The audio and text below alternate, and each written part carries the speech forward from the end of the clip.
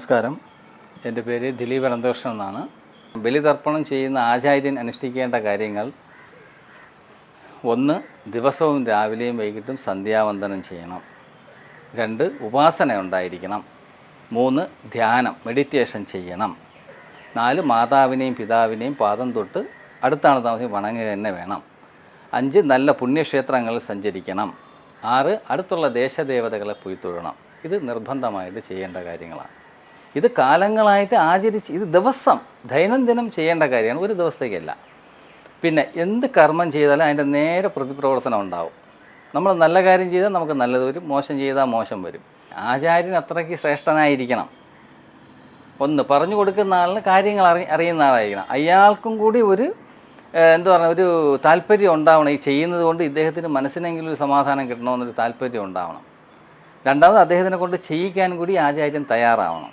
അപ്പോൾ അത് വളരെ കുറച്ചേ ഉണ്ടാവുള്ളൂ. മനസ്സിലായില്ലേ? പ്രത്യേകിച്ച് തെക്കൻ കേരളത്തിൽ വളരെ കുറച്ചാണുള്ളത്. അങ്ങോട്ട് കുറച്ച് കൂടുതലുണ്ട്. തൃശ്ശൂരും എറണാകുളം അങ്ങോട്ടോ കുറച്ച് കൂടുതൽ ആൾക്കാരുണ്ട്. തെക്കൻ കേരളത്തിൽ വളരെ കുറവാണത്. അതായത് ആചാര്യൻ്റേതായ സ്ഥാനം കിട്ടണമെങ്കിൽ ആചാര്യൻ്റെ സ്ഥാനത്തിരിക്കണം. അതിനാണ് നേരത്തെ പറഞ്ഞ ഈ ജീവിതചര്യയിലുള്ള കാര്യം. സന്ധ്യാവന്ദനാദികൾ, ക്ഷേത്ര ദർശനങ്ങൾ, ഇതൊക്കെ. പെട്ടെന്നൊരാൾ പൂണുകളിട്ട് വന്നിട്ടെന്നും പറഞ്ഞാൽ അവിടെ യാതൊന്നും സംഭവിക്കാൻ പോകില്ല. അയാൾ വരും, കുറച്ച് കാശ് മേടിക്കും, പോവും. അവിടെ വന്ന് ശ്രദ്ധയോടുകൂടി ആരെങ്കിലും ചെയ്തു കഴിഞ്ഞാൽ അയാൾക്കൊരു സുഖം കിട്ടും, അത്ര തന്നെ. അപ്പോൾ ഒരു കാര്യം നന്മയ്ക്ക് വേണ്ടി ചെയ്യുമ്പോൾ അത് ദോഷത്തിലേക്കും വരാം. അത് നമ്മൾ മനസ്സിലാക്കിക്കൊള്ളണം.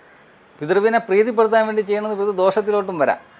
പിന്നെ ഇതിൽ മനസ്സിലാക്കേണ്ട ഒരു കാര്യം, പെട്ടെന്നൊരാൾ പൂണുകളിട്ട് വന്ന് ചെയ്യുന്ന കർമ്മങ്ങളിൽ അത് യാതൊരു ഫലവും ചെയ്യില്ല. അദ്ദേഹം ഒരു ആചാര്യനുമല്ല.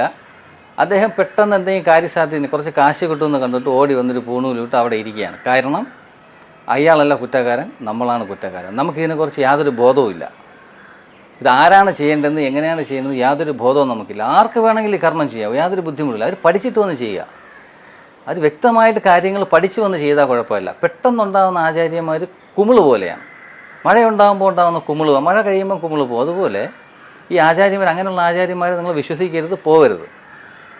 അതൊരു ശ്രദ്ധിക്കണം. പിന്നെ 2, ഈ പോകുന്ന വ്യക്തി ഏത് വ്യക്തിയാണോ ഇത് ചെയ്യാൻ പോകുന്നത് ആ വ്യക്തിയും കുറച്ച് ശ്രദ്ധിക്കേണ്ട കാര്യങ്ങളുണ്ട്.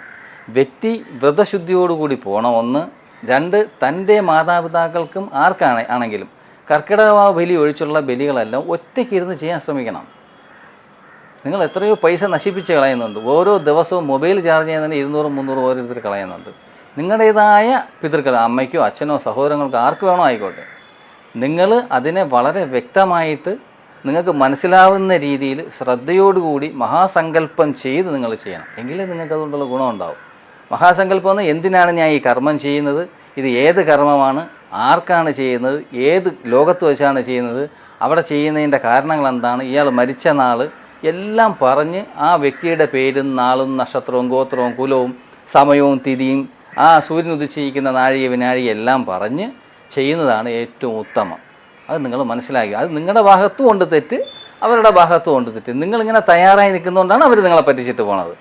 അപ്പോൾ അവരെയും പക്ഷെ അവരൊന്നും ആചാര്യന്മാരല്ല എന്നുള്ളത് നിങ്ങൾ മനസ്സിലാക്കിക്കൊള്ളുക.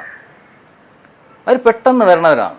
പിന്നെ ഏത് ക്ഷേത്രകർമ്മമായാലും ബലിതർപ്പണ കർമ്മം, ഏത് കർമ്മമായാലും എന്ത് കർമ്മമായാലും ഒരു വ്യക്തി പഠിച്ചെടുക്കുന്നതാണ്. അല്ല ആ കുലത്തിൽ ജനിച്ചതും പറഞ്ഞ് കിട്ടുന്നതല്ല, ആ വ്യക്തി പഠിച്ചെടുക്കുന്നതാണ്. ആ വ്യക്തി പഠിച്ചെടുത്ത് ഭംഗിയായിട്ട് ചെയ്താൽ അവിടെ യാതൊരു ബുദ്ധിമുട്ടും ഉണ്ടാവില്ല. വരുന്നവർക്കും ഗുണമുണ്ടാവും, നിൽക്കുന്നവർക്കും ഗുണമുണ്ടാവും. അങ്ങനെ ചെയ്യുമ്പോൾ വളരെ പരിമിതമായിട്ടുള്ള ആൾക്കാർക്ക് ചെയ്യാൻ കഴിയത്തുള്ളൂ. ഇപ്പോൾ കർക്കിടക ബലിയാകുമ്പോൾ കുഴപ്പമില്ല, എല്ലാവർക്കും വേണ്ടി എല്ലാ പിതൃക്കൾക്കും ചെയ്യുന്നതുകൊണ്ട് ഒരേ രീതിയിലാണ് അതിൻ്റെ ഇത് പോകുന്നത്. ബാക്കിയുള്ള ബലികളെല്ലാം ഇങ്ങനെയാണ്.